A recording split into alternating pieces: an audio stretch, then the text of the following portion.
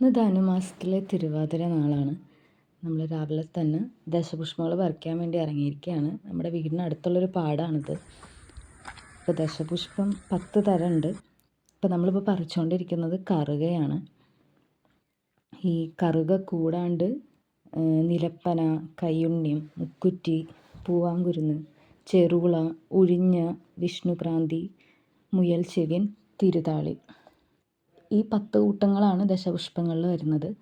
ഇതിൽ നമുക്ക് എല്ലാം ഒന്നും കിട്ടിയില്ല, എന്നാലും ഓൾമോസ്റ്റ് ഒക്കെ നമുക്ക് കിട്ടിയിരുന്നു. അപ്പോൾ നമ്മൾ കിട്ടിയതൊക്കെ വെച്ചിട്ട് നമ്മൾ പാതിരാപ്പൂ ചൂടുന്ന നേരത്ത് തലയിൽ വെക്കാൻ വേണ്ടിയിട്ട് ഒരു കെട്ടുന്ന രീതിയാണ് നിങ്ങളിപ്പോൾ കാണുന്നത്. അങ്ങനെ ദശപുഷ്പമൊക്കെ നമ്മൾ എല്ലാവർക്കും വേണ്ടി കെട്ടിക്കഴിഞ്ഞു. പിന്നെ നമ്മൾ പുഴുക്കുണ്ടാക്കാനുള്ള പരിപാടിയാണ്.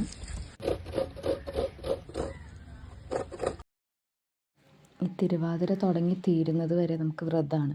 അപ്പോൾ അരിയാഹാരമൊന്നും കഴിക്കാൻ പാടില്ല. അപ്പോൾ നമ്മൾ ഗോതമ്പും അതുപോലെ പുഴുക്കൊക്കെയാണ് കഴിക്കുക. കല്യാണം കഴിഞ്ഞവർക്കും കഴിക്കാത്തവർക്കും ഒരുപോലെ എടുക്കാൻ പറ്റുന്ന ഒന്നാണ് തിരുവാതിര വ്രതം. അപ്പോൾ നമ്മൾ നമ്മുടെ പുഴുക്കൊക്കെ ഉണ്ടാക്കി നമ്മളത് ഭഗവാന് നേദിക്കാൻ വെച്ചിട്ടുണ്ട്.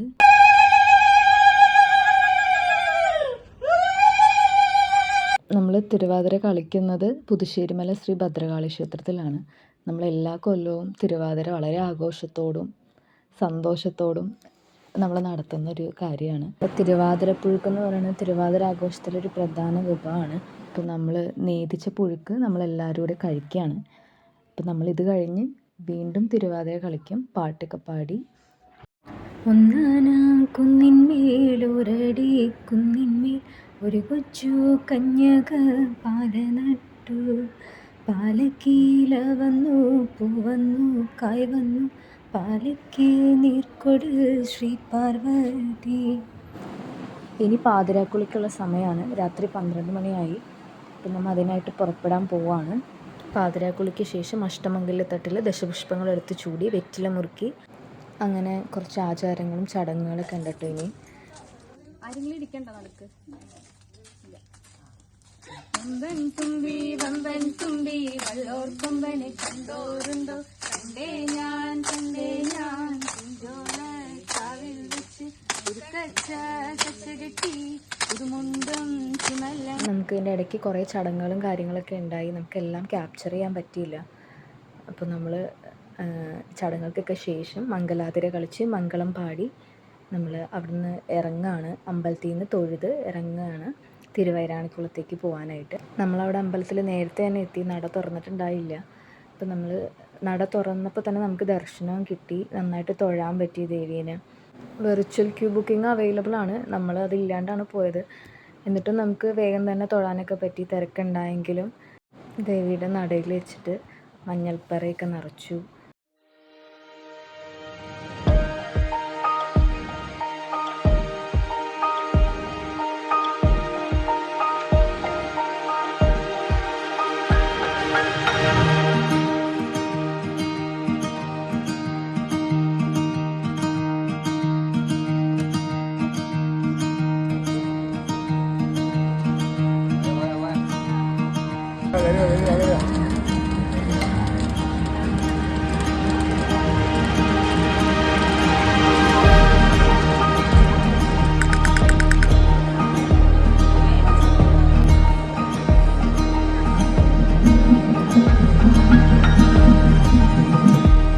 അങ്ങനെ ദർശനമൊക്കെ കഴിഞ്ഞ് തിരിച്ച് നമ്മൾ വീട്ടിലേക്ക് പോവാണ്.